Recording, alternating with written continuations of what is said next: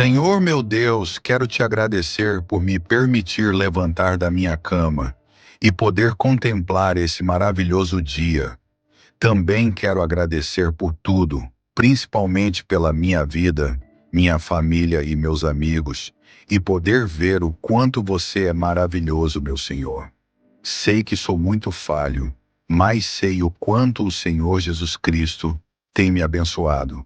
Gratidão me resume. Obrigado, Senhor, por me guiar em cada passo e por me dar a fé para enfrentar desafios. Sua presença é uma fonte constante de conforto e esperança.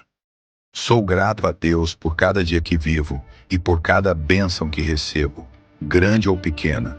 Sua generosidade é uma constante em minha vida. Obrigado por cuidar de mim e cuida dessa pessoa que está vendo essa mensagem. Proteja ela e cuida dela, Senhor.